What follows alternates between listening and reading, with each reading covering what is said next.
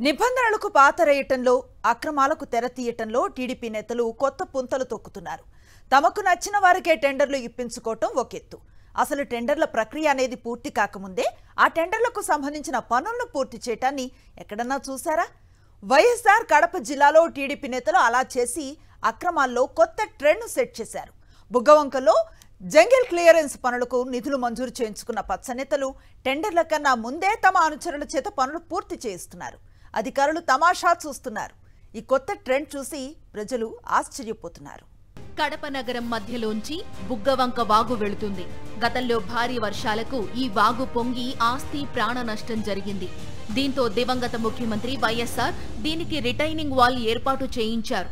ఆ తరువాత 2019లో ముఖ్యమంత్రి అయిన వైఎస్ఆర్ తనయుడు జగన్మోహన్ రెడ్డి ఇక్కడ 2 వంతెనలకు నిధులు మంజూరు చేయించారు. 2014 నుండి 2019 వరకు ముఖ్యమంత్రిగా ఉన్న చంద్రబాబు నాయుడు ఈ వాగును అప్పట్లో పట్టించుకోలేదు. ఇప్పుడు తిరిగి ముఖ్యమంత్రి అయిన చంద్రబాబు నాయుడి పార్టీ సరికొత్త పంథాలో అక్రమానికి తెగబడుతోంది.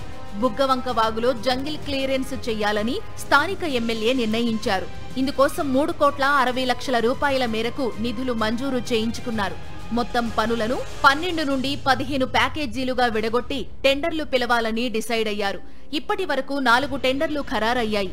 మిగతావి ఇంతవరకు ప్రక్రియ మొదలు కాలేదు. కానీ పనులు మాత్రం జరిగిపోతున్నాయి. టెండర్లు ఎలాగూ తాము చెప్పిన వారికే వస్తాయి కాబట్టి టెండర్ల ప్రక్రియ ముగిసేలోపునే పనులు పూర్తి చేయించేస్తే పోలా అనుకున్న పచ్చ నేతలు తమ ఇష్టారాజ్యంగా పనులు చేయించేస్తున్నారు. కూటమి నేతలను ఎవరైనా ప్రశ్నిస్తే అక్రమ కేసులు బనాయించి వేధిస్తారని ఎవరూ నోరు మెదపడం లేదు. ఇరిగేషన్ శాఖ అధికారులు పాలకపక్షం చెప్పిన దానికి ఎస్ బాస్ అనక తప్పడం లేదు. టెండర్లు ఎవరి పేరు మీద ఖరారవుతాయో వారే పనులు చేపట్టాలి.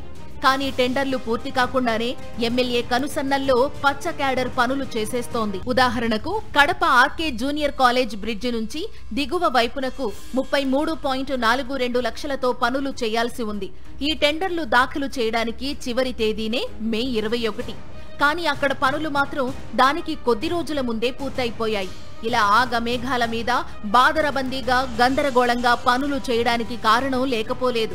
ఈ నెలాఖరున నిర్వహించనున్న టీడీపీ మహానాడు కోసమే ఇలా అడ్డగోలు వ్యవహారానికి పాల్పడుతున్నారని వైఎస్ఆర్ కాంగ్రెస్ నేతలు ఆరోపిస్తున్నారు.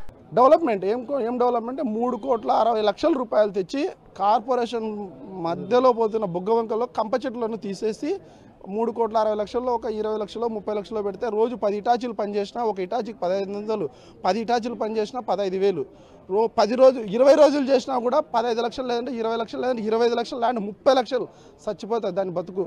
సో 3,60 లక్షలు తీసుకొని వాళ్ళు ఈ డబ్బులతో అక్కడ మహానాడుకు పాపం పనులు చేస్తున్నారు. అరవీర భయంకరంగా రాత్రింబోళ్ళు కష్టపడి రాష్ట్రం నలుమూల నుంచి వచ్చే తెలుగుదేశం పార్టీ కార్యకర్తల కోసం పనిచేస్తున్నారు తప్పితే ఈ డబ్బులు తీసుకొని పోయి ఇంకోటి కాదు.